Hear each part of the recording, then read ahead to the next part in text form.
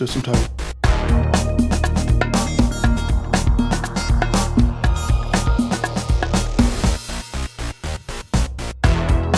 Mic check 1, 2. Let's do some time.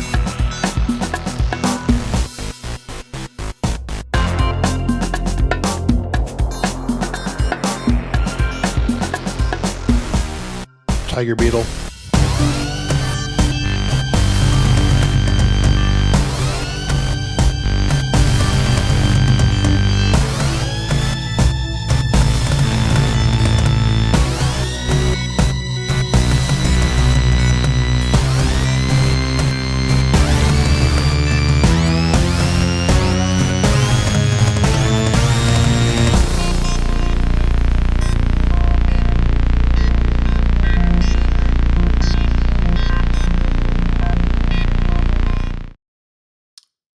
Hi, I'm Brian, and I'm here to hack on some Tiger Beetle.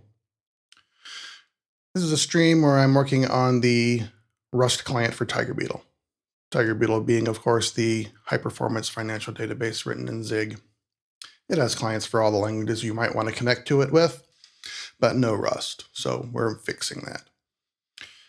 Over the many months of the stream, we've been creating the Rust client, and we are at a stage now where we are almost finished the rework on the initial PR, after which people will be able to, test drive the client if they like, though it will not be production ready yet.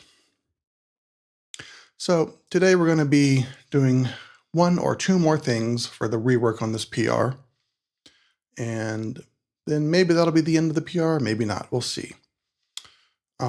Today there are 2 things I want to do. First is well, let me back up. So last time we did a big step of reworking the ABI of some of the surface API types in the Rust client to make them ABI compatible with the underlying Zig types as requested by our reviewer. And we've also been asked to make some changes to the request status types and or the error types returned by our requests. So I want to get that done today. We should be able to knock that out pretty quick. And after that, I think we'll have addressed everything in the review so far, though the reviewer may come back with some additional notes later.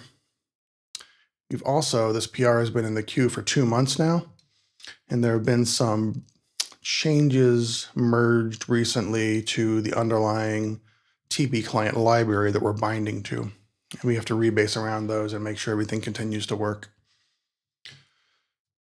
All right, let's go ahead, get to the code, see where we are. Here's our workspace. And I'm going to go ahead and just look at our log and make sure there's no messes in our commit history. Looks okay. I'm going to go ahead and prime our workspace by saying cargo check, cargo test, and we can just let that go. Oh, there's our tests. They're going to go pretty fast.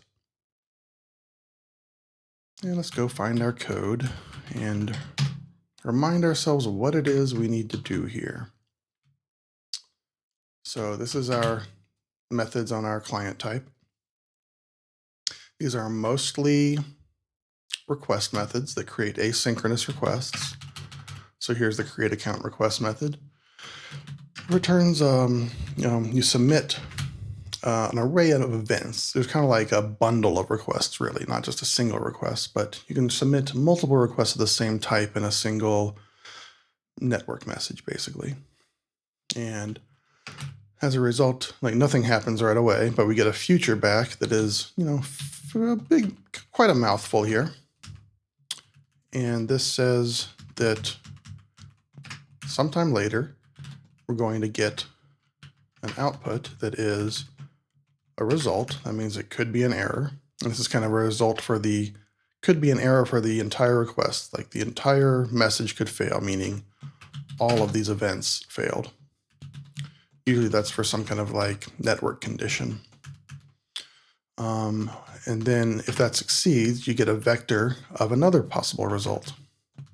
So every individual event also has a result. You can see here that our result is, it's either nothing, so there's no like payload in the case the request succeeds. If we create account successfully, we just get back like a thumbs up. But also there's this possible error that is a create account result. And in the REST API so far, I've kind of,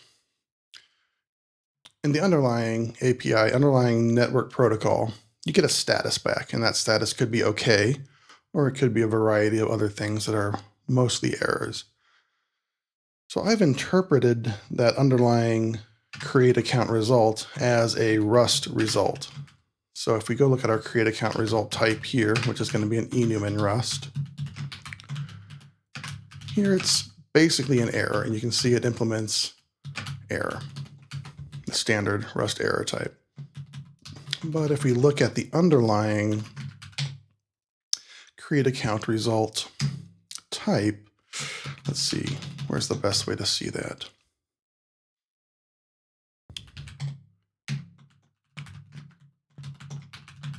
Here it is. So here's the Zig enum that is the source of truth for this. You can see it's also an enum, but there's an OK value, which, in Rust, that's not very Rusty, really. Normally an OK or error is handled by the standard result type. And that's what I've done here. But our reviewer has noted that not all of these results are strictly errors. In particular, exists is not really an error. It's just saying, this transaction already happened and it's been done before.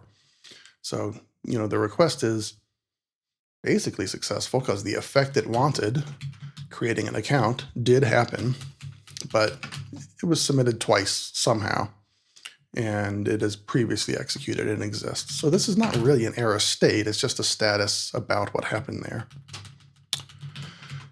And so we've been asked to kind of not make this a Rust error, just leave this as just a status, basically, and it's up to the user to interpret what that status means.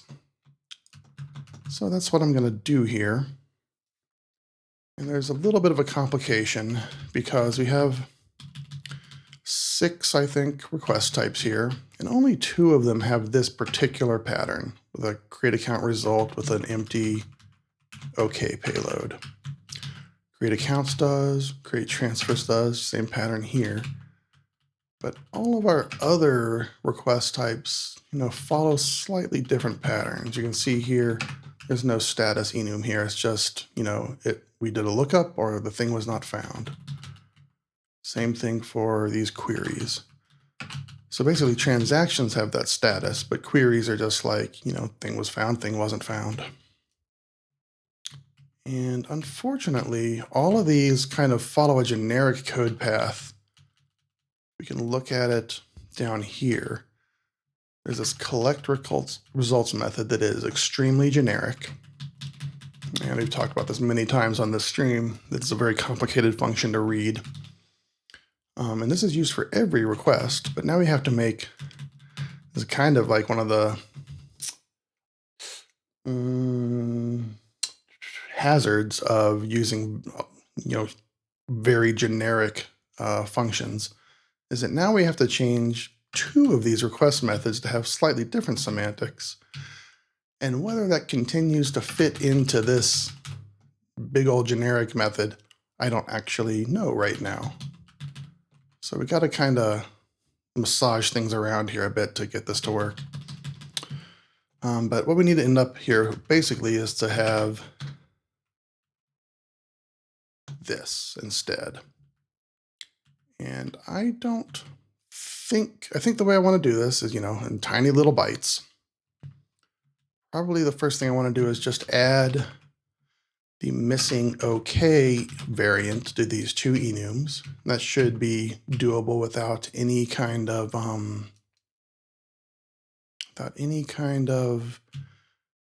difficult refactoring.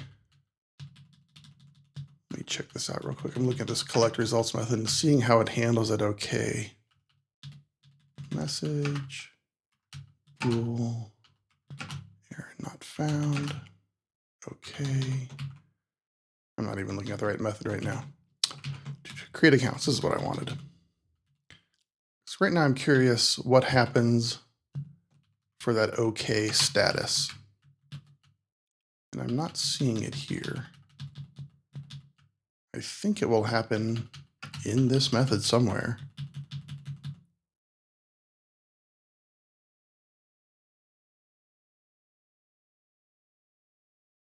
So let me explain what I'm thinking a little more further.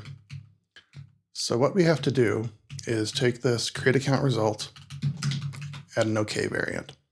But right now there is a branch somewhere in this code that says if the underlying tiger beetle, the create account result that we get from the network is OK, then don't make this create account result error enum.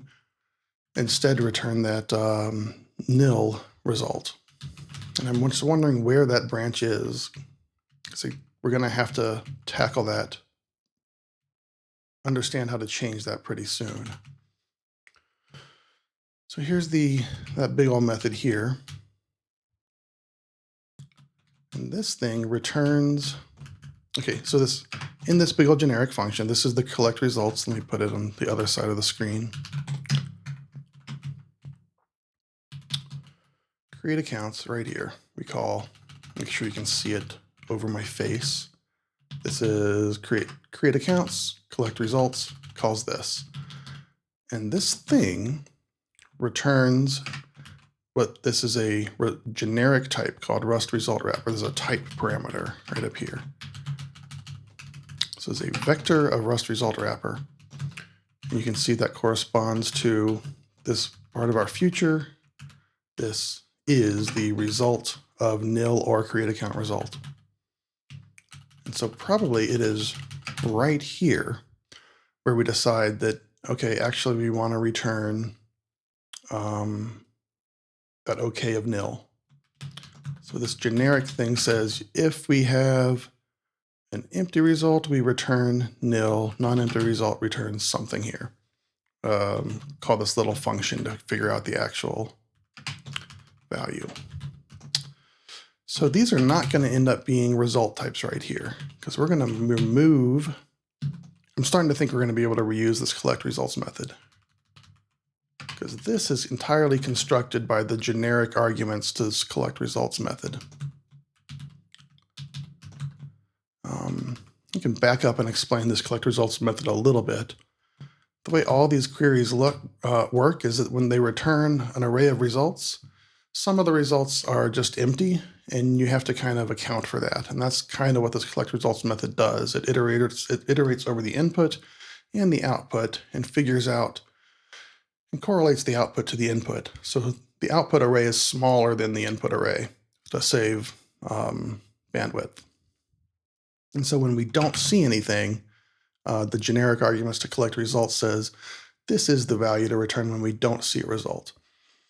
And in the case of create accounts, successful create accounts doesn't return any status. It's just empty. So when we see nothing for a particular input, the result here is OK of nil. And when we do see something for a create accounts request, that means there's some kind of status returned. Probably an error in our current model, but it won't be an error for long. Yeah. And here we call a function, and this error is a little tricky because this is actually a function. It looks like a variant. It is a variant, but in Rust, enum variants with a payload are actually functions. So this is a function that accepts, a payload. So probably we might be able to do this whole thing in one big step by changing these two arguments while also changing the value of also adding that OK variant. I'm going to try to do that. I'm going to try to do it in one big bang. So I'm going to go find create account result, and there's an OK here. And we also need to change the conversions because there's a conversion from the Zig type to the Rust type. And it is right here. So here we've said this isn't possible. And actually this may still not be possible because we're going to explicitly create this case right here as an argument.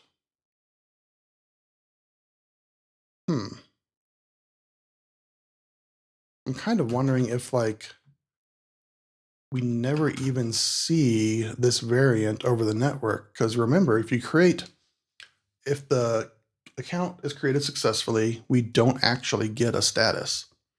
So this variant exists, but I kind of think the network, like the server, actually probably never even sends this variant to save that network space. Like there is no status if it's an OK status. It's an interesting question. So I'm going to just leave this panic here, assuming that the network never actually sends create account OK. That's interesting. And so then I think, I lost my place here. I'm going to add this OK result. And really, the only thing I think we need to do here is change this signature from a vec of result to just vec of create account result. And then here, remember, this is the case where the server didn't send us anything. So now this is going to be create account result OK. So we're synthesizing that status out of thin air. The server, we think, never sends that. And then this is going to be the identity function, I believe. I don't think there is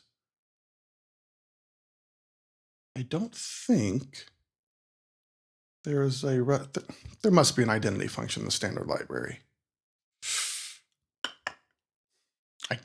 For a long time there wasn't. I'm gonna go look at the docs. Let's go look at the docs.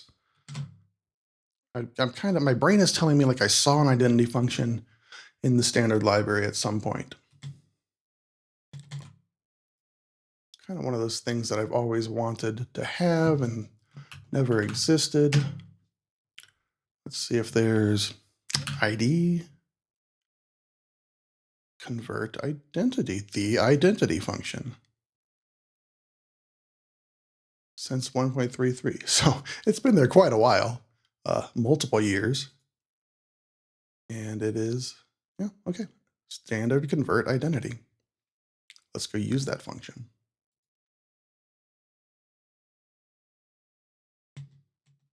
This is something that happens on this stream pretty often, where I'm like, I think this thing doesn't actually exist in the standard library. And then we, chit chat about it on the stream, and it turns out like, oh yeah, that's existed for 2 years. So I'm supposed to be a Rust expert, but I don't know everything.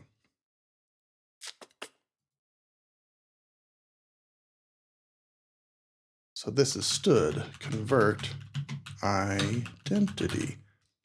I think this will work.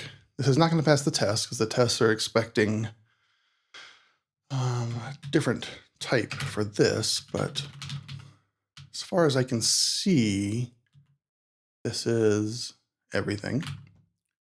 Let's run a cargo check here. Okay, some match is not here in lib.rs. That is on line 445. Display for create account result.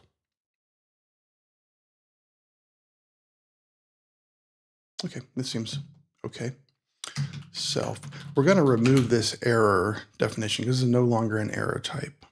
I'll just go ahead and remove it right now. I don't think that'll affect anything too badly. It'll break the test, but whatever. This is going to be okay is f.write stir something.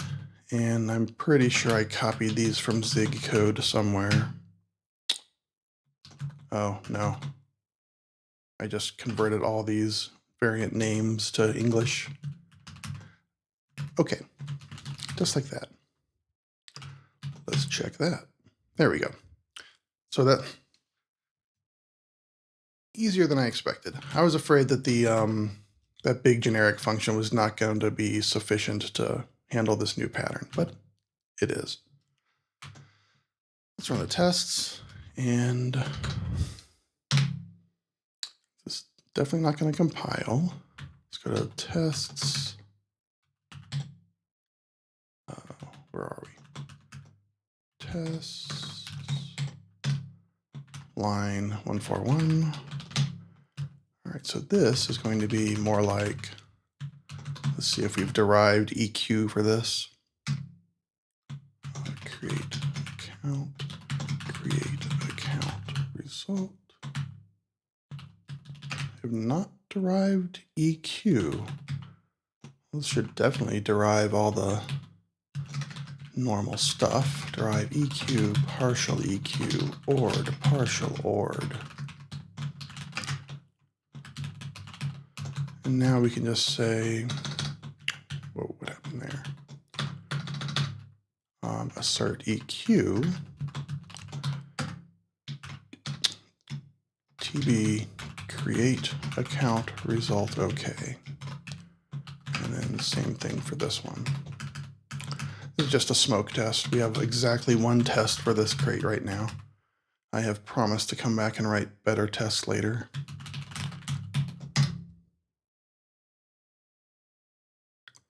Okay, it worked. You can see this one test passed. And down here, these are doc tests. We have no doc tests at the moment.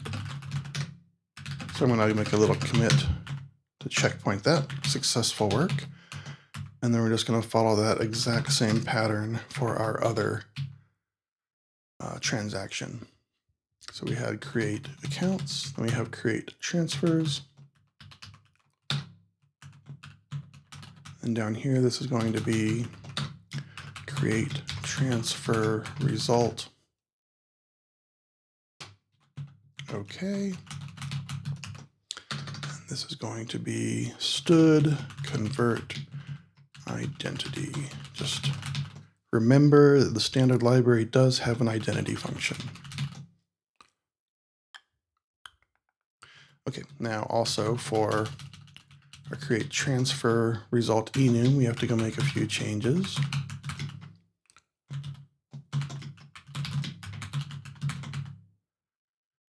So we just gonna copy paste the same thing we did for create account result, give those all the standard comparisons, make that okay. Remove the error impl, and then add display impl for okay.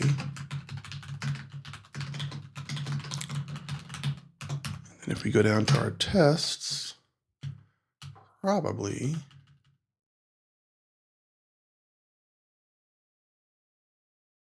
now let's just have the compiler tell us what to fix.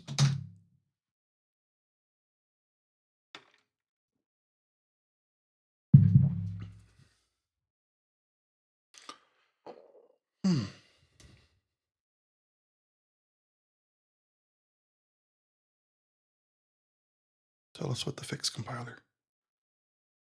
165. So again, it's just going to be assert EQ, create transfer result. Okay, test. And this is prefixed with a TB. This is, of course, because I have the crate is called Tiger Beetle, and in this I have just aliased it to TB.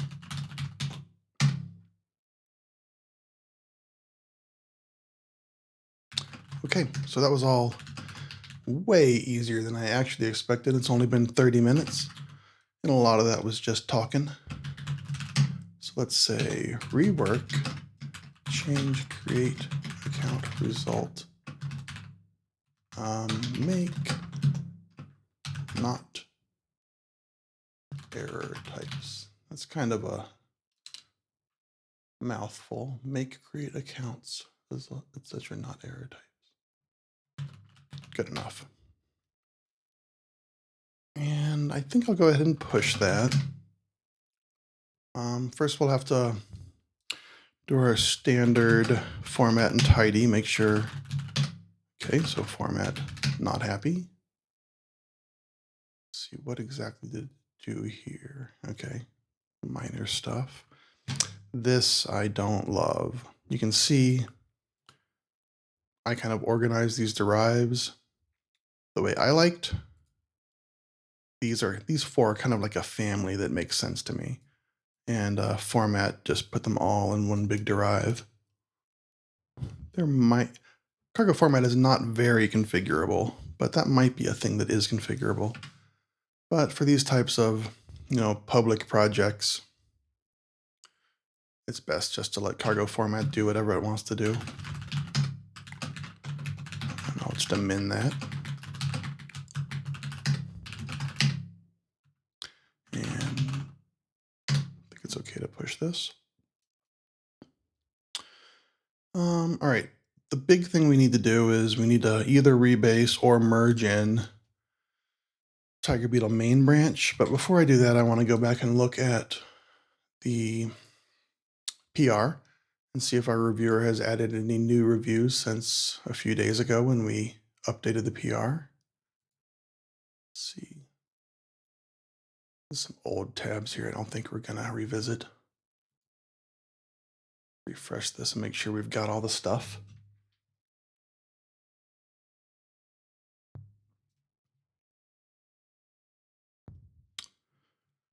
Okay. All right, here's the comment I left last time about changing the representation of types in MatClad.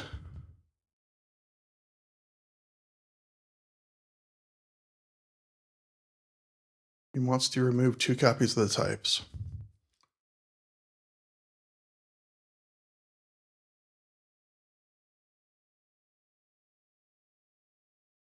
All right, so I'll show you. The problem here is that right now we have like a surface type for things like an account or a transfer in Rust. And the fields of that are exactly the same as the Zig account and the Zig transfer. And in fact, at this point, we have defined them to be identical at the binary level.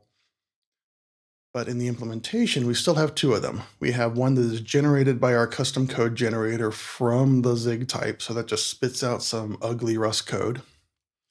And then we have one that's written by hand, and the handwritten one has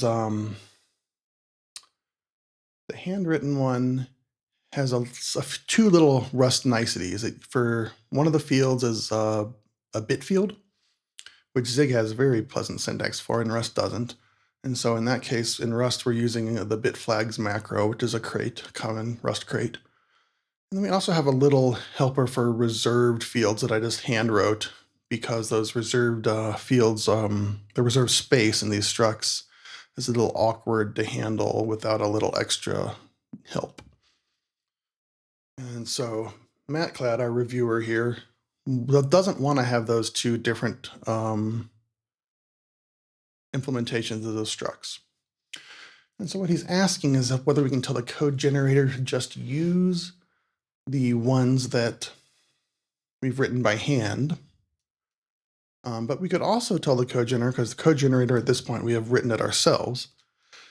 We could have the code generator emit, the pretty stuff that we need in our public API, the bit flags, invocation, and the reserved generic type.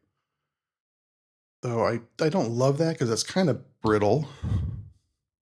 I'm not so brittle, but it's just more goop to put in the code generator that is very Rust specific. And not just Rust specific, but specific to what we want our public API to look like. But MatClad would like to get rid of the 2 different implementations, or 2 different struct definitions. Let's just go back and look in the code real quick and see what our options are. Let's just see what our options are. All right, I'm switching back to the code so you can see it.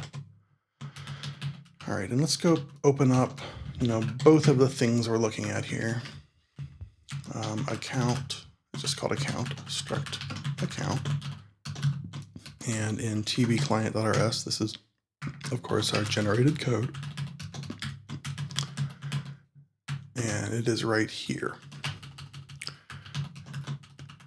And visually, you can see that they are almost the same, and you can probably buy that they have the same binary layout.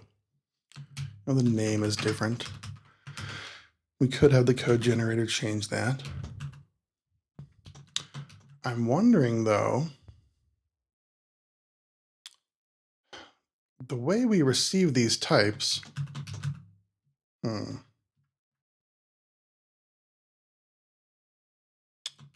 we might be able to, so what he suggested is just have the code generator use our types. Just assume that they exist and are correct. And that actually might be pretty reasonable to do. I think the only real complication here, there might not actually be any complication here. I don't know if this type actually appears in the public API, because the request function in Tiger Beetle, and the Tiger Beetle client, is polymorphic in the C way, where you just get void pointers and you have to, correctly cast them around. And so the public API may not even mention this type. It may only be mentioned in our code that is casting things around. So for us to use the Rust type and not the Tiger Beetle type, it might just be a matter of changing our type annotations somewhere in our code, just where we're doing the unsafe cast from a void pointer. I think this could be doable. I'm going to search for TB account T here. Yeah, you can see it doesn't appear anywhere.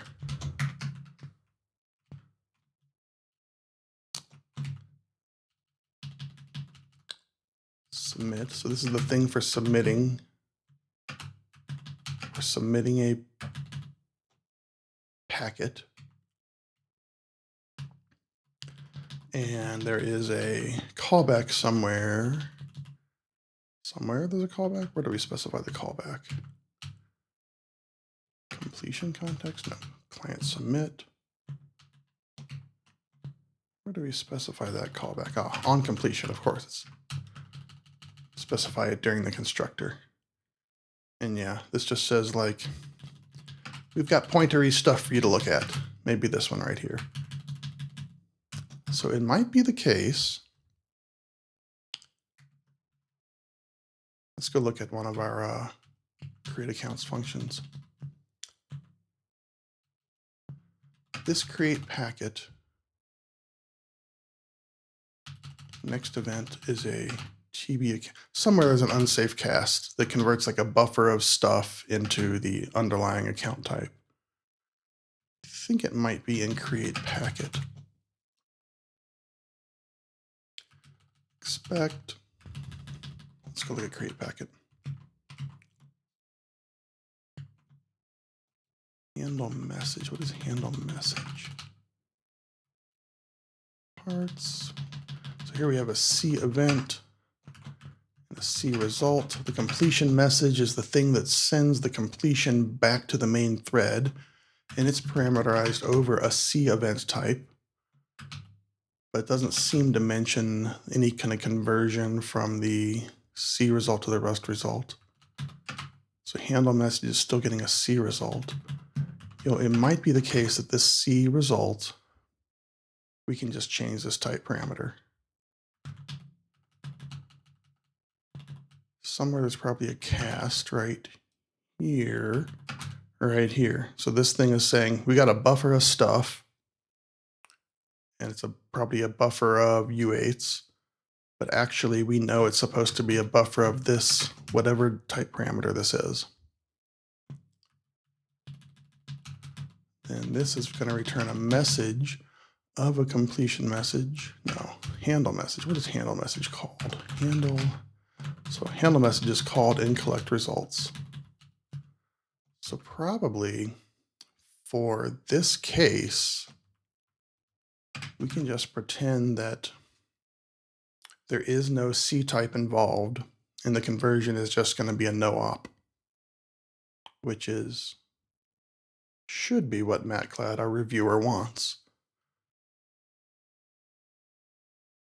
Let's go look real quick at this other create packet. This doesn't handle the results at all, just the event, which is the input.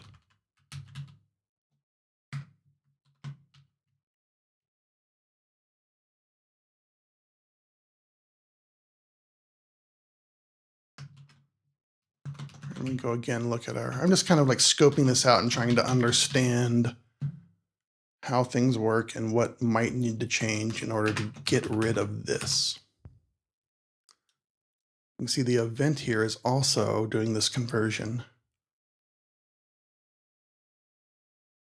But again, remember these two types are the exact same thing at the binary level.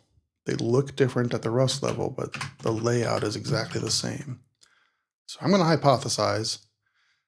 Yeah, again, this is one of the big problems with these generic helper functions. They're very useful for factoring out the code, but kind of harder to understand because we can't read this in a straight line, and it's kind of hard to understand what all those generic type parameters correspond to.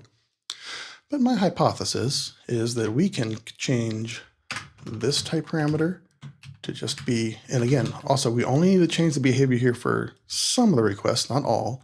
So we do have to leave this conversion in place. It'll just be a no-op conversion. But I think we can make this the Rust account type, which again, with that generic function that we're using that is, useful for factoring out the code, this reads pretty funky. Like, why are these the same type parameter? It only makes sense once you look at the other instantiations of create packet where they differ. But I'm going to hypothesize we can just make this account. And down here we can make this account. And then that will basically work. I think that will basically work. Let's run cargo check and see if that builds.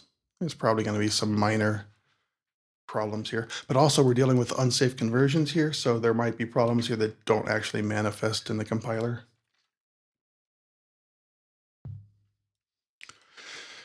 Just rerunning the build script. Okay, it did type check. Let's see if it will test.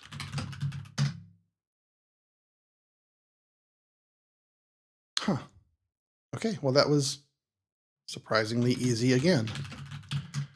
I'm going to checkpoint this. And then I'm going to go to do the same thing for create transfers. So now we're no longer using those zig definitions of these two types at all.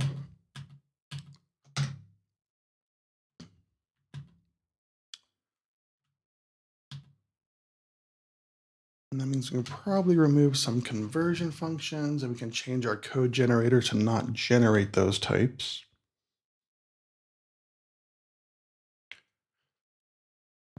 And then our reviewer should be pretty happy.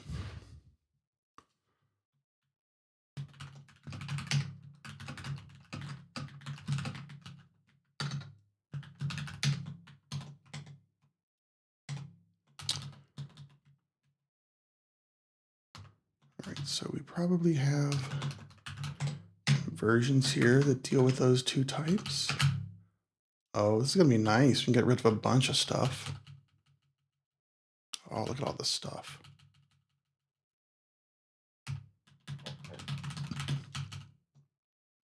It's interesting, though, our reviewer didn't ask us about account filter. We'll go take a look at those. See, there's still some query filter and account balance. These might want the same treatment. Let's run that test again, make sure it still works. We have a bug here where every time we commit, we trigger the build script. And it's getting annoying because it's hampering my streaming. Because the build script takes a while to run. Uh-oh. So there's something special here about the transfer type. There's still some kind of conversion happening here. Why is that? 131.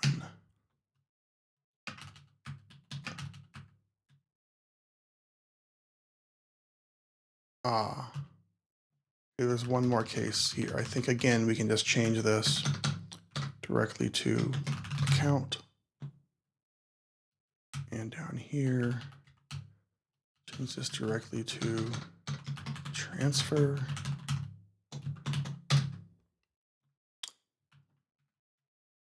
Must be even more. 179. Where is this? Get account transfers. Okay. Yeah, similar. Yeah, similar. Just doing that generic unsafe cast to our Rust type instead.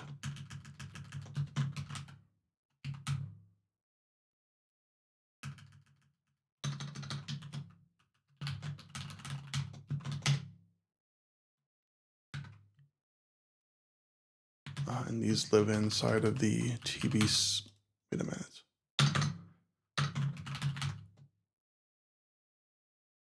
Oh, I just spelled it wrong. Line 177.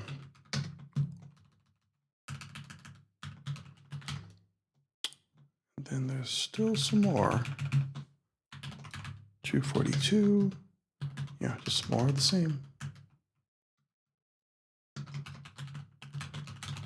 And actually, I'm seeing here that some of these query methods, at least, don't actually call that big complex generic function, collect results. This one just calls handle message. This just calls handle message. This one too. So collect results is not actually used on some of these, on the, what are these? Range queries, probably. Yeah, these are point queries and these are range queries. So the range queries don't deal with this issue of, sorry, there's stuff going on in my apartment. Okay. The range queries don't deal with this issue of dealing with the vector of potentially empty results. So they just call handle message, which is also called internally by collect results. And that raises a question of maybe we can thin out this collect results, make it a little less complicated, because now that we've changed it in some ways. Though here, I think we're still like fully using everything that collect results. I still think we're fully using the full genericity of collect results. Though maybe not. Maybe this C result and Rust result are the same. There may not be any conversion here ever at all now. Anyway, we'll tackle that after we get a successful test passing. Okay. So I'm, grateful our reviewer pushed us on this, because we may get some big simplifications here.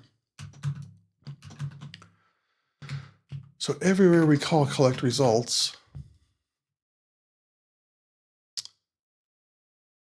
see event, next event, event index, next result, create transfers result. Again, this generic function is so hard to read. I'm wondering whether we can merge these two type parameters into one now, or whether we're still using the conversion between them. See result, see event. Event is that. I don't think we can get rid of that. See event here. So collect result only looks at the input type. But these are now no longer C events. So here I'm distinguishing these like, this is the C definition of a type, this is the Rust definition of a type, that kind of thing. But now that distinction is less meaningful for some of these types. I think this event doesn't really make sense as calling it C event anymore. Event basically means an input to the query. C result, Rust result. I'm just going to leave this intact for now because, again, there are a few more types here that our reviewer might want us to get rid of. Let's look at the account filter.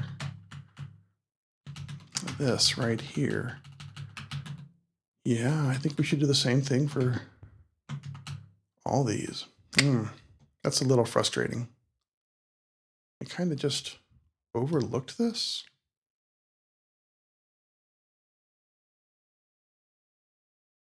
I think we need to make these all the same as well.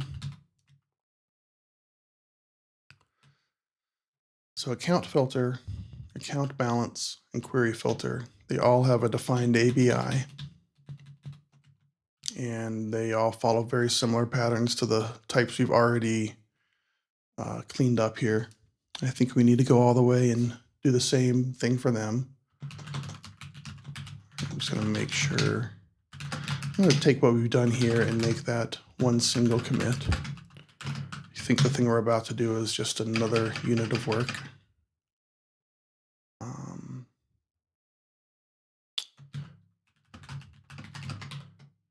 Rework.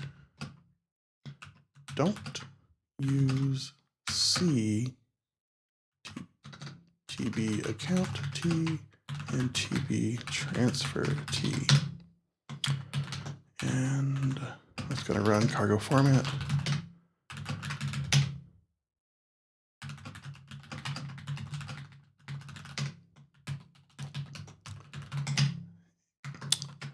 And then I'm going to go to our struct account. And again, for those just joining us, we are just reworking the Rust client for Tiger Beetle. We've been asked in the review for our PR to make a lot of these public Rust structs ABI compatible with the underlying Zig structs that are also used in the protocol. And we've already done that for account here on the right-hand side, and also for transfer. It looks like I have either not done that for some of our types like account filter here, or partially done that. I did tag this repc at some point, so I have looked at this. These didn't used to be repc. And I have made this bit flags C compatible here. And this reserved is already C compatible.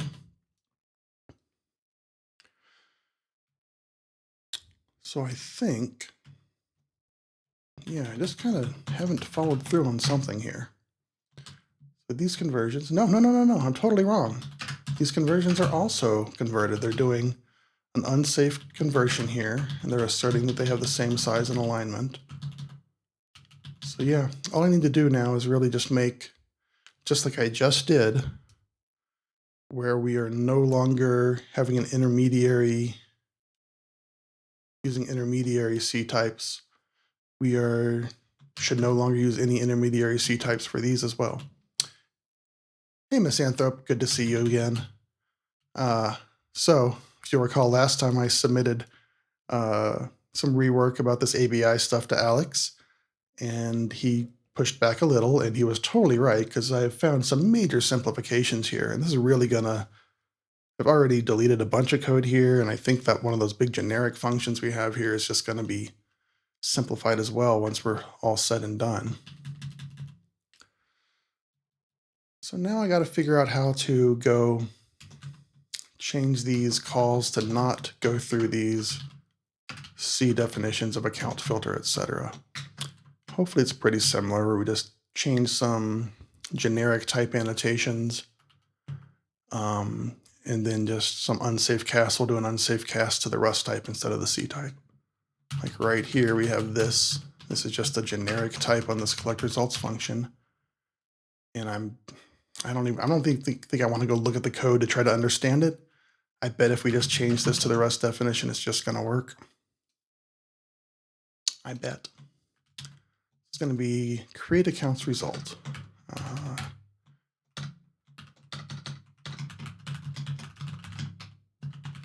And then after we do all this, we're going to lose all these dynamic assertions.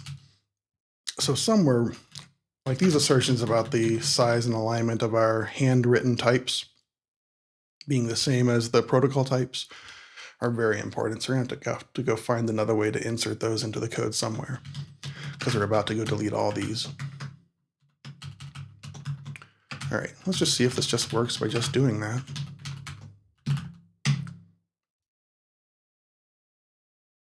I am feeling like I want to go fix that build script issue. It's driving me crazy.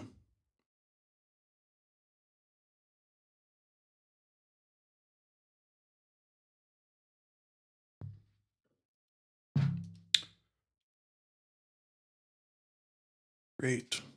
Okay, just misspelled that one.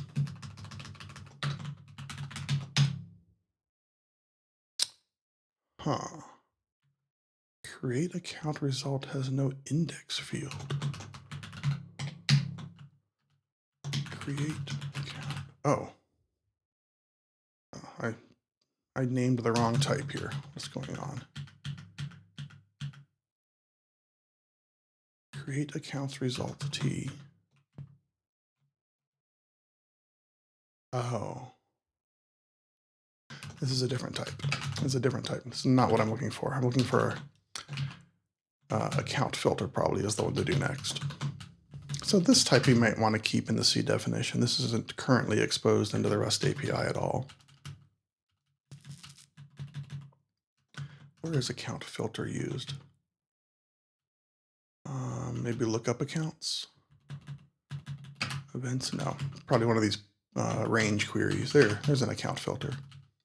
So here, okay, very similar to before. There's this conversion from the Rust type to the C type. You can just make it a rough conversion from the Rust type to the Rust type. And it's really looking like we can collapse these two type parameters into one once we're all done with this.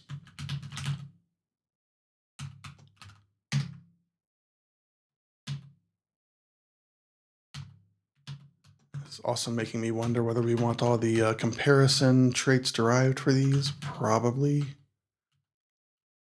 I mean, we don't need them, but like maybe would a user ever want these? Who knows? I don't want to assume they will. Let's just leave it off for now. Anyway, that's easy. Let's go do the same thing down here. So this account filter is also used here.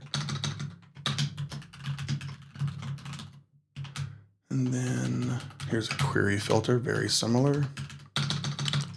This code is going to end up looking pretty nice. And it should, since I've spent like 6 months on it. It's like 2,000 lines of code. I mean, I haven't spent 6 months of hours on it. All right, there's going to be, we did a query filter. I haven't seen this account balance yet. Query filter is used again here, same thing here. Let's just see if this still tests.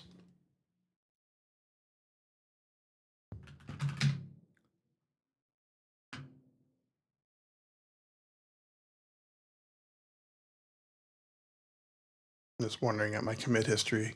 I attempted to give this a commit message a minute ago, but it didn't take, probably because my workspace was empty and I used git commit-a. Anyway, still tests. Let me just amend this, I think. And there's one more type here. Let's actually go delete those conversions. I think these are no longer used now. Or account filter is no longer used. Query filter is no longer used.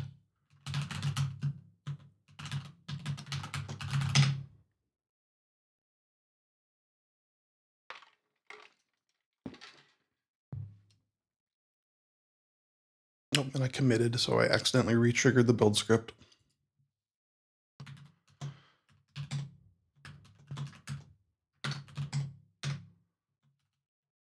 I am using ignore.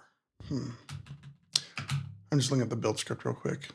This ignore is what we're using to emit the rerun if changed messages to cargo. But maybe I didn't configure it correctly. Maybe it has to be told to ignore git directories. Okay, that's all still working.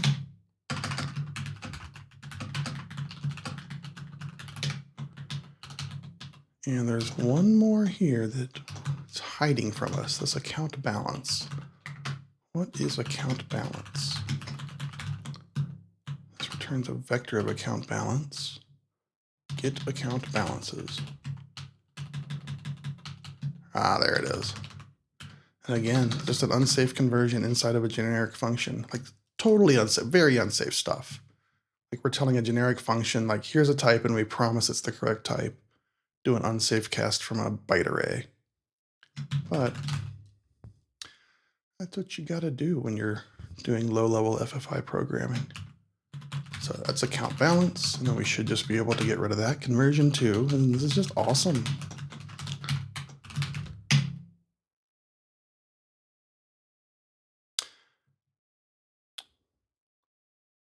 All right, before I go on to the next step, I am gonna go fix this build script.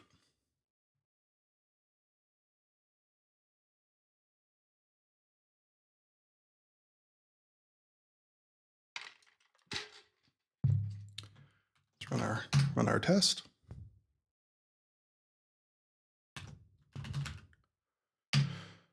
Amend that.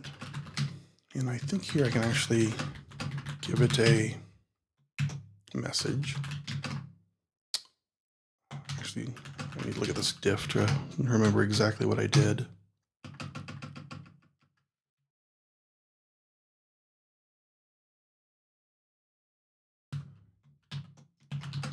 Use various types, Rust types directly instead of C types. And run cargo format. If we don't run cargo format now, we'll have to come back and possibly do like an interactive rebase and run cargo format stepwise through our commit history, which is something I often do, but since I'm thinking of it, I just want to go do it the right way. Copy to recursive, source, walk.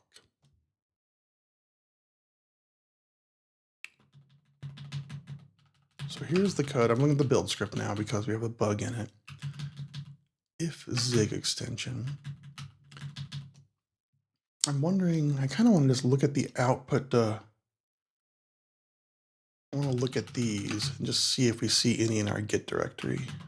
Let's make a little change here to force a rebuild. Let's say cargo check, super verbose maybe? Yeah, there we go. This should show us all those rerun if changed messages. The issue is here is that we have a custom build script to do a bunch of FFI integration stuff with the Tiger Beetle build system.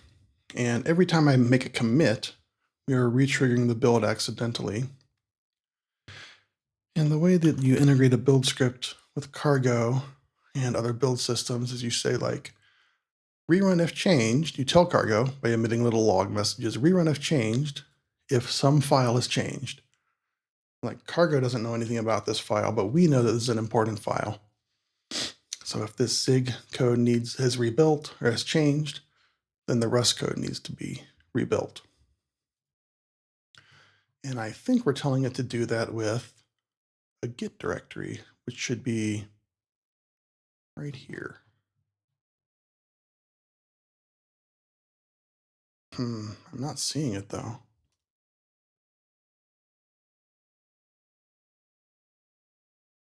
Hypothesis seems to be incorrect. Maybe it's a feature? Could be a feature of Cargo. Cargo might look at Git and see that Git has changed. Doesn't make a lot of sense to me. Anyway, the bug that I thought we had isn't the bug. Let's do another thing now. So if we look at our generated code, all of these struct types don't matter anymore. So now we can go to our code generator for Rust, which lives right here. And this is in Zig code. So we're doing some Zig programming on this Zig stream. And fortunately, I think all we have to do is say, don't emit some things. I think we can actually, this is really going to defeat the purpose of having a code generator. Almost all this stuff is going to just disappear.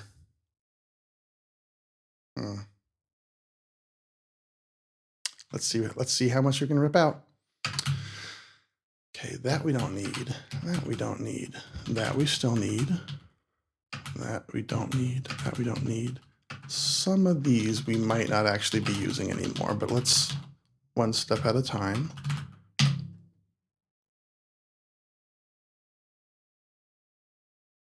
All right, let's go back and look at our generated code and make sure it has changed. Okay, no more TB account type. Yeah, our code generator is pretty sad now. All right, I'll checkpoint that work. And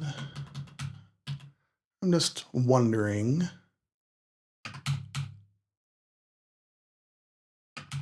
do we actually ever name these types in the Rust code?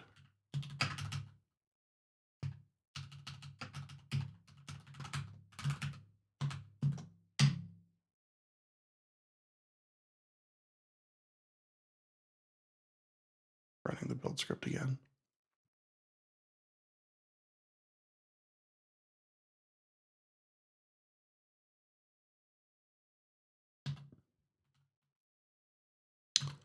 I want to look at, we do. Where is that? How are we using those flags? 343. Ah, okay. We're using those constants. But again, we've kind of like handwritten all these flags.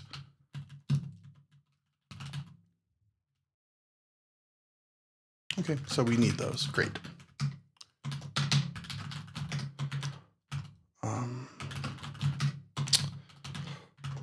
Where am I? What did I do here? Remove some. Okay. Rework. Don't code gen unneeded types.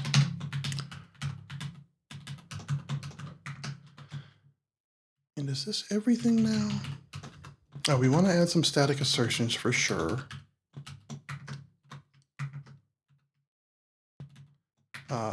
This extra space here is weird. I wonder if I can go clean that up real quick. Rust bindings. That's submitted by this. Oh, maybe that came from the C code generator. Let me check the C code generator, which lives here.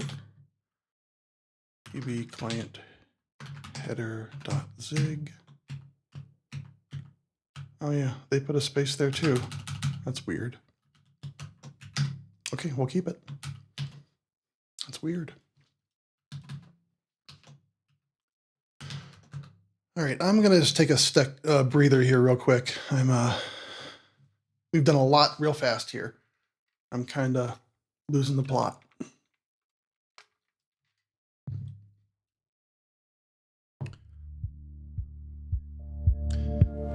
Here's some music for you.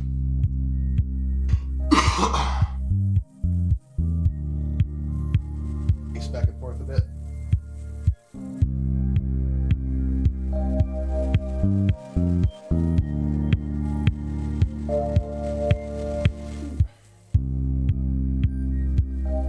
So I think we need to make those assertions about sizes somewhere. Is there anything else we've forgotten about? Bindings generator.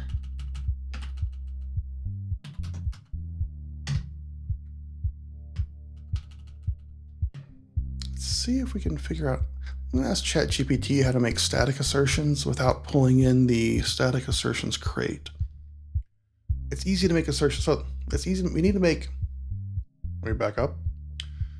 We have these types that we've defined by hand in Rust that must be ABI compatible with the underlying protocol types. And to ensure compatibility, at the minimum, we need to know that the size and alignment of these structs are correct. Not really sufficient, but if those are correct, we can be pretty confident they're correct. And I've just deleted all of those dynamic assertions because they lived inside of the conversions from the C types to the Rust types. Oops, let me turn off the jams. And it would be nice for these assertions to be made statically at compile time. Not necessary. You could also just throw them into the constructor. But making static assertions in Rust is not, there's not like a built-in syntax way to do it. It's kind of tricky. There's a crate for it called static assertions. Though that crate is has not been updated in like 4 years. It still works. And I know that Tiger Style would not like me to pull in that crate because we don't really like dependencies. So I'm just kind of thinking maybe we do a little yak shave here and go talk to ChatGPT, see if there's any modern idiomatic best practices for making static assertions. Really, I bet even, here's what I'm guessing. Over the last few years, many of the standard library functions have been constified, like size of, a line of, like a size of type. I bet those are constant. And so probably what you can do is create a little ugly const global with that is the result of an expression and throw in those assertions into the const. And last stream, somebody even clued us in on the fact that Rust has a thing called a const block.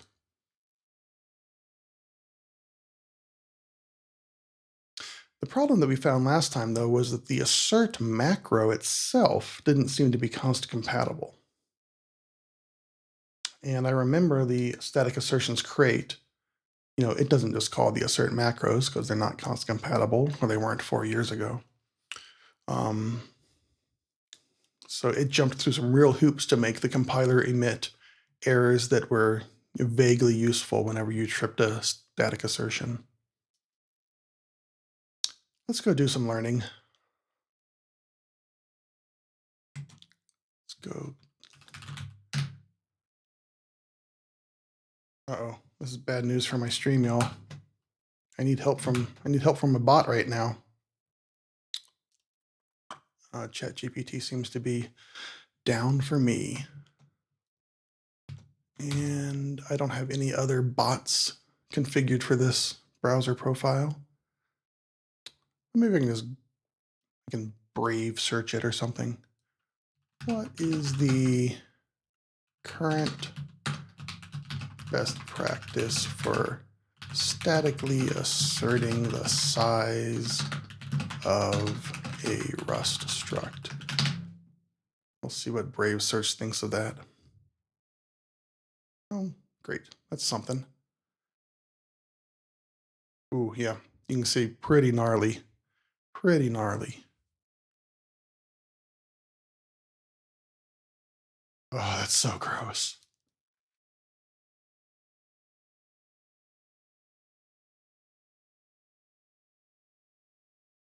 Okay, you can see here the second one.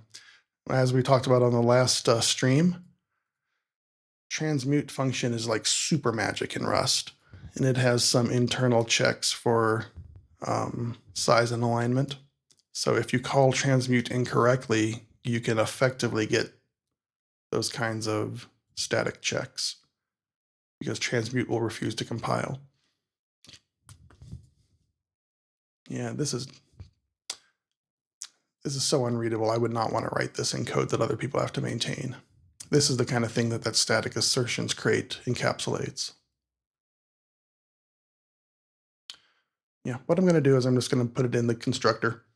It's going to make a bunch of assertions in the constructor. That'll be much more readable.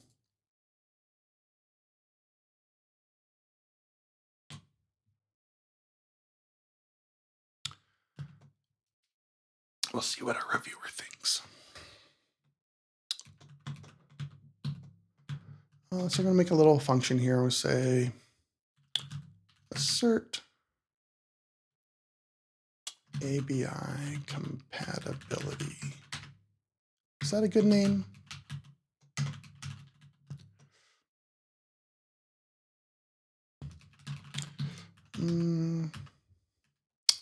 assert ABI stuff. Assert ABI. Make ABI assertions. Now let's go back. First instinct's the best. Good enough. And we'll put it down here somewhere. Not the most important function in this file. Put it next to the structs it's going to make assertions about. Oh, but actually, haha. I just deleted the code gen that created those C types that we need to make these assertions about. Interesting. So our reviewer requested that we have one type, and we just made that. We have one type now. We did that work. But now that we don't have that C type available, we can't even verify that our handwritten definition is the same as the C definition. So I think the thing we should do is, continue doing the code gen and make those assertions. That'll give us more confidence than just having these things open coded with no validation. Ugly. I mean, there's also the question about whether the code generator is correct because we hand wrote the code generator. Another thing we could do, nah.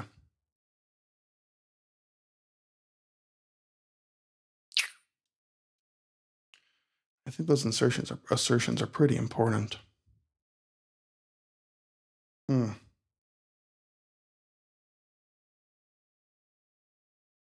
Okay, I'm going to do it.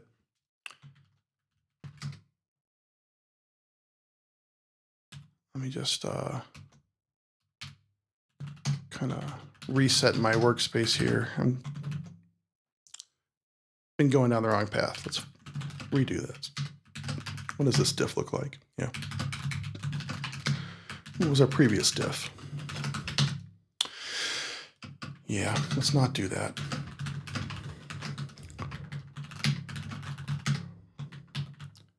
Okay, so instead, I go run that code gen so I can get that C definitions back again. I see we got a bunch of new viewers suddenly. If you are just joining us, we're working on the Rust client for Tiger Beetle, the high-performance financial database written in Zig. We're doing Rust coding on this stream, though. And we're doing some final rework on the initial PR for this project and just kind of sorting through some ABI issues and kind of going in circles a bit right now, deciding, how exactly we want to do things. But basically, we have a bunch of C/Zig types and a bunch of handwritten Rust types, and we need to ensure that they're exactly the same. Misanthrope, a few minutes ago I was pacing around thinking about the things that I was forgetting, and the other thing I was forgetting to do is that we can almost certainly simplify these two big generic monsters now. But one thing at a time. We got two things to do now. Right now, we're going to make a bunch of assertions about the size and alignment of these structs. And then we can go try to simplify those two generic functions. In fact, I'm going to put a to-do right here. I don't want to do that. I don't want to mess up my Git history now. We've got a very clean history, and I want to just throw random to-dos in the comments. Just remember it in my brain. All right, so we were previously discussing for those just joining us that it would be nice to make these assertions about the size of structs like TB account T statically. But to do that in Rust at the moment, as far as we can tell, without pulling in another dependency is very, very ugly. So I'm just going to put it in the constructor, which will have essentially no performance problems.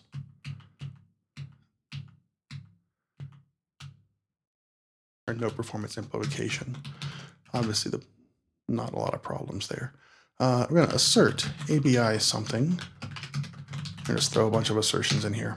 assert EQ, and I kind of wonder if I can copy them. I removed these assertions previously from this commit. Git diff. Yeah, there they are. All these assertions that I deleted, we want them back again. So I'm just gonna, what am I gonna do here? Pretty ugly to copy paste all this stuff. All right, this is gonna be gross. Let's do this though. Gonna make this terminal window tiny, copy all this garbage, and then go clean it up.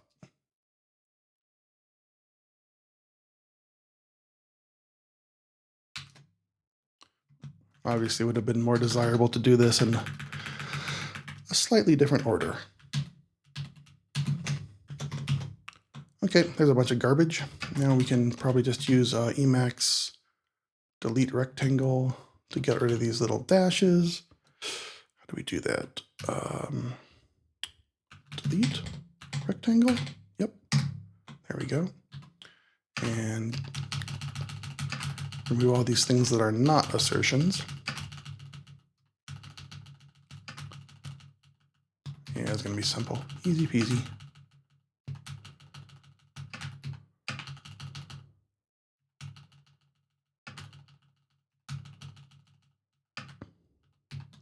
That looks about right. And we just reformat that. And now we have all of our assertions here, and probably need to explain this.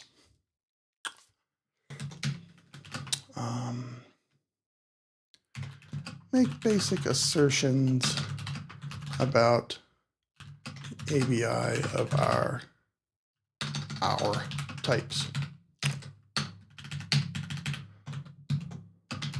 We don't actually use some of the C types at all, instead casting directly to handwritten Rust types. These assertions give us some confidence those types might be possibly correct. Hedging my language there a lot. Let's run the test there. This should all still work. Or I forgot something somewhere. Line 346. It's right there. Oh, there it is. It's just garbage. Oh, this code is going to be gorgeous when we're done. Okay, still works.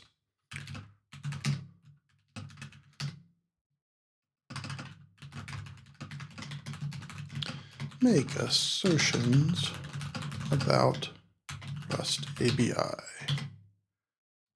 About Rust client ABI types.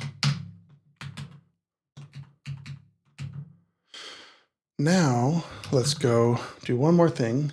I have about maybe a half hour left. I can work on this today. Let's go look at those generics.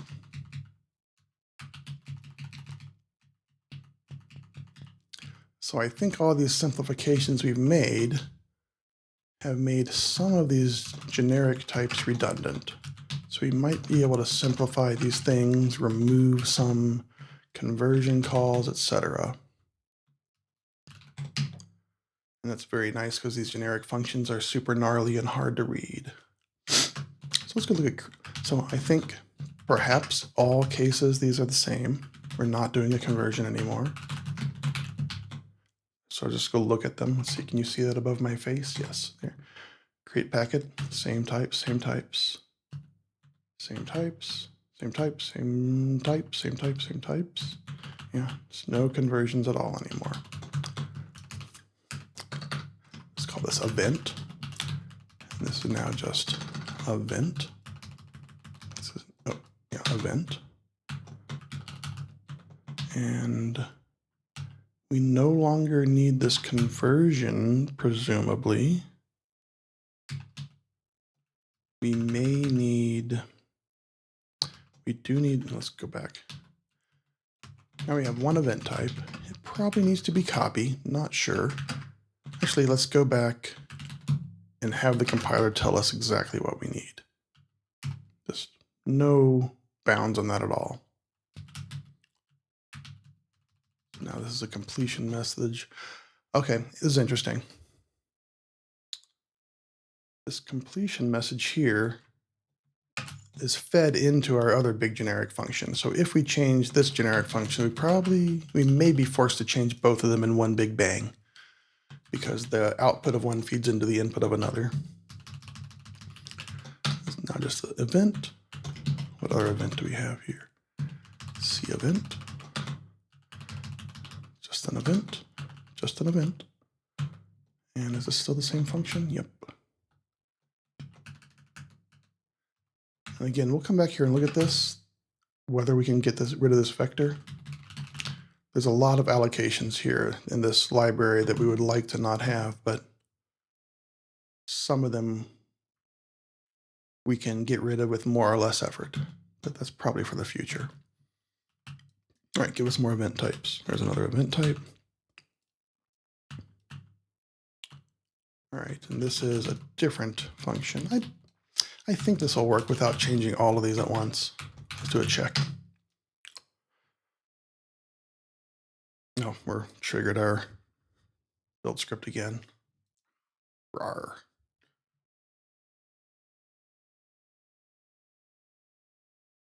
I'm gonna go play pickleball in, well, like an hour and a half, but I need some time between to cool down and upload videos to YouTube, etc. Okay, so you can see here the compiler's got to tell us the bounds we missed.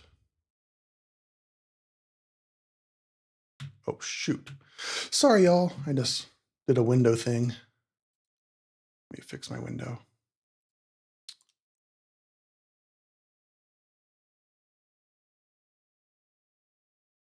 It's good enough. All right, let's go up to the top here. Expected one generic. Okay, now all of our calls to create packet are wrong now.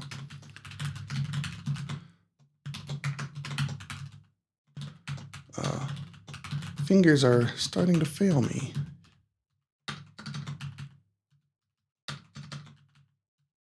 This is now just one.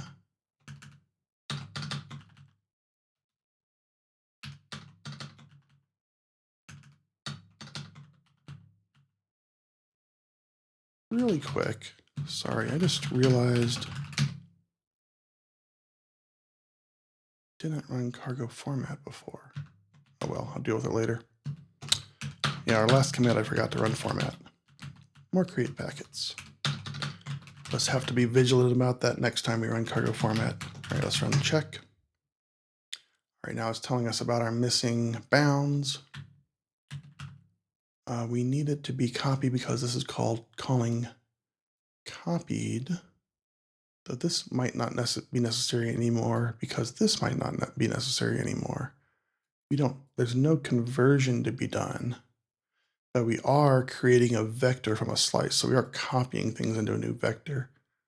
So actually we can remove this map and add the copy bound, probably is the thing to do. So here we can say where event is copy, and this right here, we no longer need this from. This from is just an identity conversion at this point. This looks right to me. And again, the reason we're creating a vec here, this looks like it's doing nothing, just like taking a thing and creating one vec from another vec. But we just don't want this future to hold this reference, because that future is going to be very long-lived and it's going to put constraints on the caller. Okay, it says may not live long enough, and you can see right here, the compiler is telling me exactly, need to add back that tick static bound. Very useful technique in Rust is just stop and try to compile. Compiler so often, and like after using Rust for a long time, you kind of get the sense of what the compiler is going to be able to tell you what to do. And you'd be like, I don't need to think about this because the compiler is just going to think about it. Okay, that works. Let's run test on that to make sure it's okay. do a little checkpoint commit, which is going to force us to do a rebuild. And then this handle message is generic. And let's just see how it's used everywhere. This is also called by our other generic function, so we have a little dependency there. Handle message. We don't specify the generics on this handle message anywhere. But yeah, it's all type inferred. I am guessing handle message to, let me open both of them in the same. C event, C result. Okay, these are not the same types. One's an event type, one's a result type, but they're not C types anymore. So again, we can probably just rename these to event and result. Oh, this is going to be so much easier to read.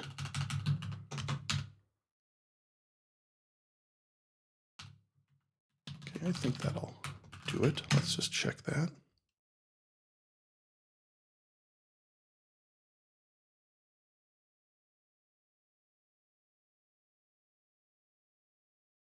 What's it doing? What's happening? Weird.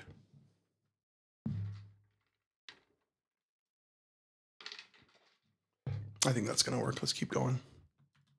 All right. And finally, the big daddy, this collect results monstrosity. I'm probably going to do this in a couple steps. Oh, this didn't actually compile. Let's go.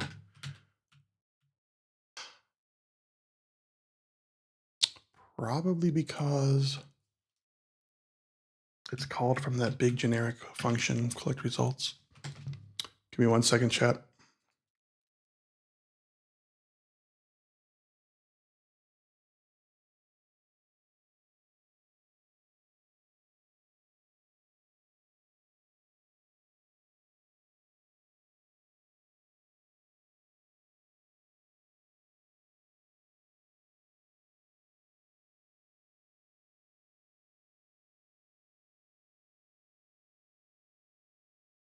Just a sneeze emergency.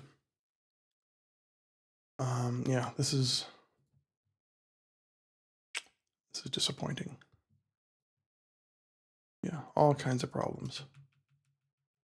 Let's leave that one intact and go deal with the other one first. I'm not even going to try to understand those, since the other generic function calls this one.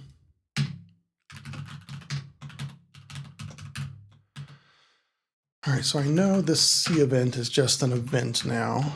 We're no longer distinguishing events between C and Rust. I'm going to say, probably just do a text replace here. Replace string C event with event. There we go, check. That's good. I'm going to do this very incrementally because I know I failed once and I'm confused about what I'm doing. I believe in every case, these two are the same thing now. And I believe all of these type parameters are type inferred everywhere we call collect results. Yeah. So I'm just going to be bold and remove one of these. We call it result.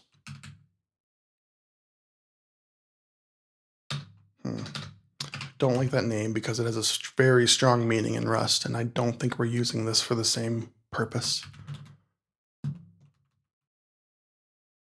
Seeing if I'm using the word results elsewhere. We might end up giving that a different name because that is a bad. In fact, we shouldn't even. That's going to shadow the actual Rust result type. That's so bad. What is this thing? Let's call it response. I hate to do that because the Zig code does not call this thing response, whatever it is. But just calling it result is going to be very confusing. So let's do another string replace for C result and Rust result to response.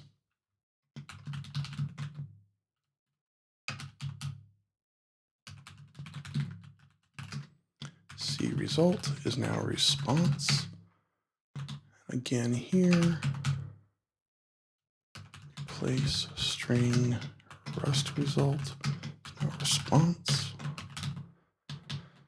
Oh, well, that screwed up this. Now that's response wrapper.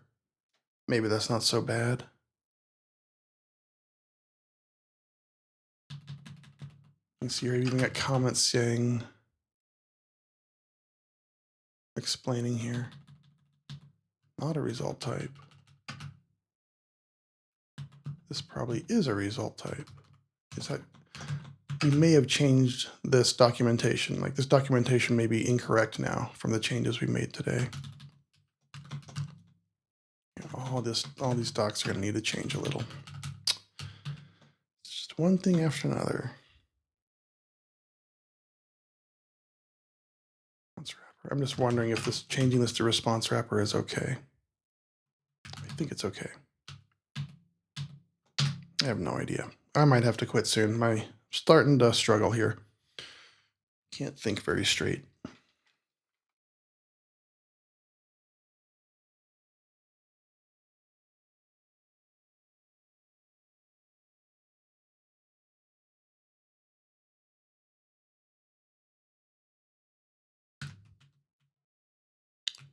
Argument of the function incorrect. Expected a function pointer found closure. That's surprising. That is a surprising error right there.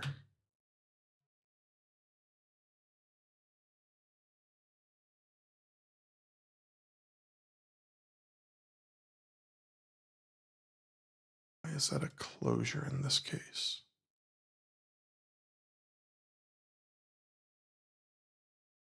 Int index. Next result.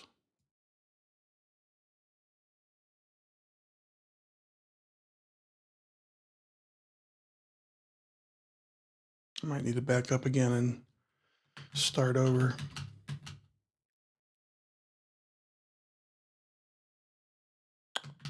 In fact, let's do that.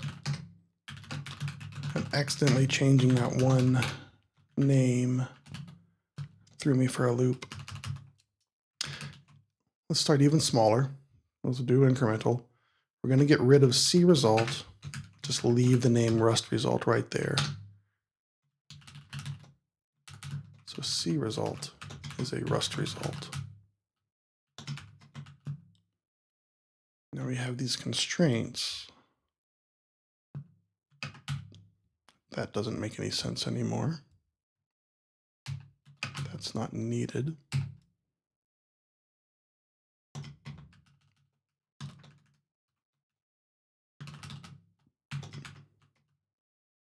Okay, that's it. That's a different function. Let's see if that type checks.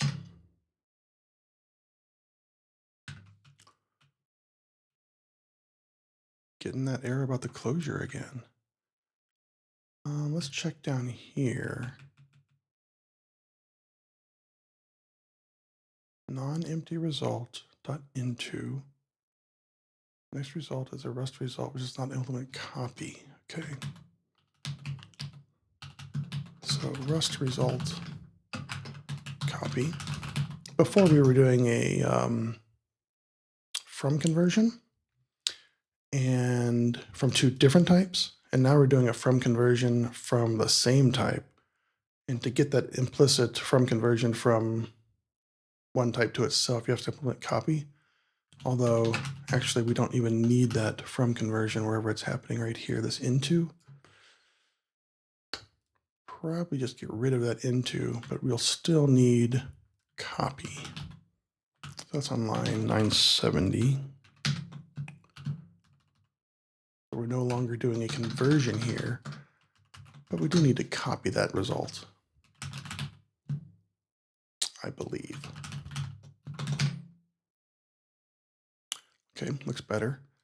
We're still triggering this very strange error. Let's go look at line 103.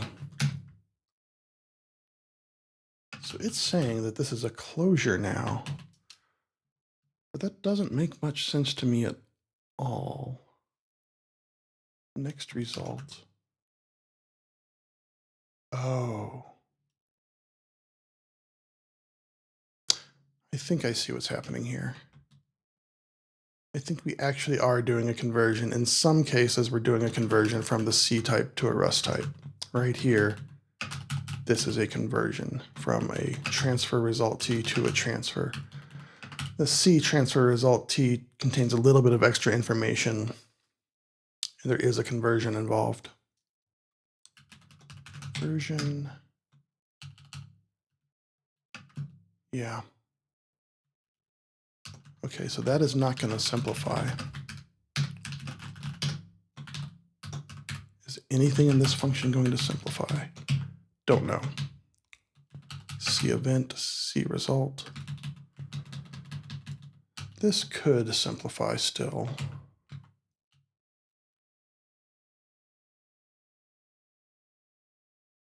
That is rough. I was hoping we would make this easier.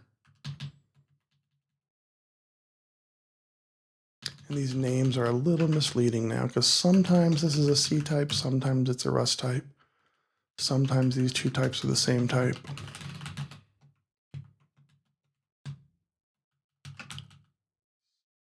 I feel like this, we changed this before and it didn't work, but it doesn't make any sense to me because I think we can just change the name. These aren't necessarily C types.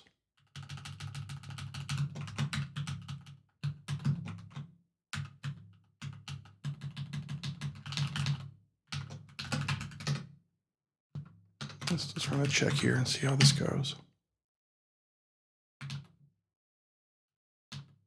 Oh, didn't name that one correctly. Yep, I'm starting to fade here, and I got to be able to write a little bit on that PR too before we wrap up, so I'm going to have to wrap up soon. Type argument. Oh, I can't shadow this Rust thing here. Let's call this a response. Oh, it's a mess. This is a mess. Because if we change the name of this to response, then we go down here and change the name of these to response.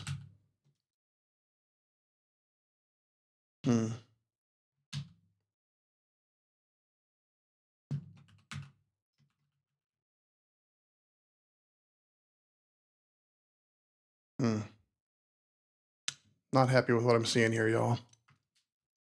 I was so happy with the state of the code 30 minutes ago. And this is pretty gnarly. I mean, it's just naming stuff, but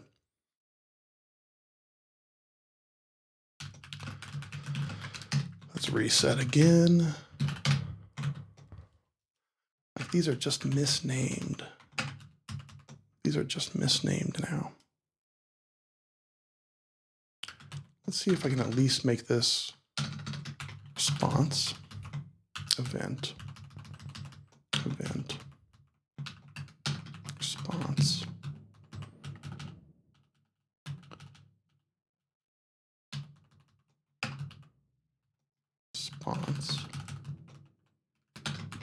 Response.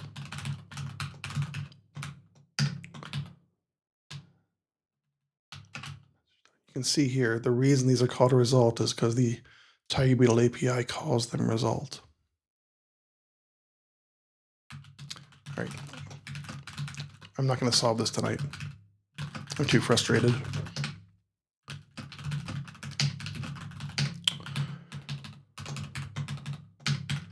To do.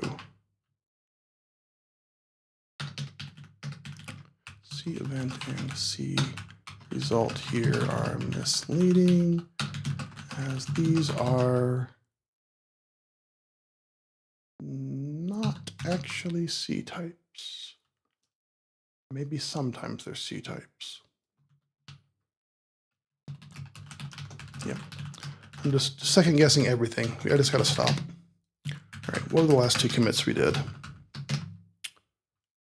think these can be folded together. Those are a decent simplification. Okay, git reset that, git commit, I'll amend, commit, amend, work, simplify, create, packet, and cargo format.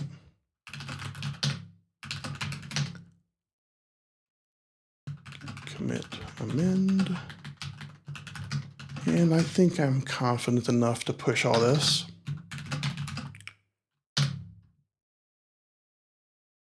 Let's run that test just to make sure, but I think it's going to work. And now we need to go respond to our reviewer, Alex.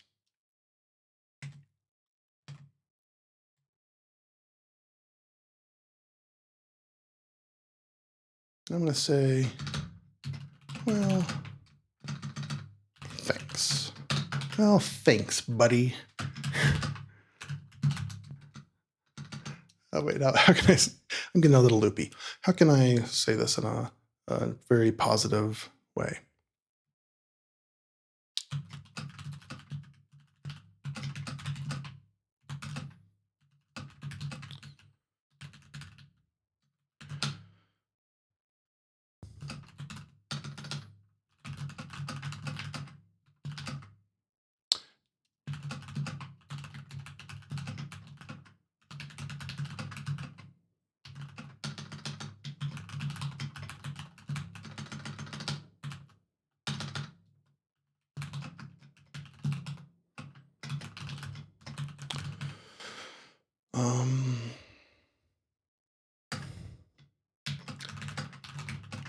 So I did the thing he suggested, and it led to simplifications.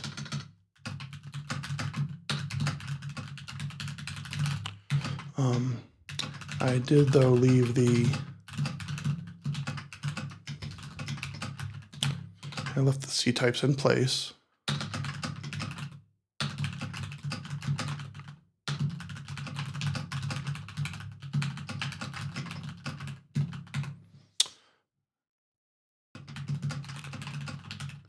All right, I think that's enough for today. That's all very polite.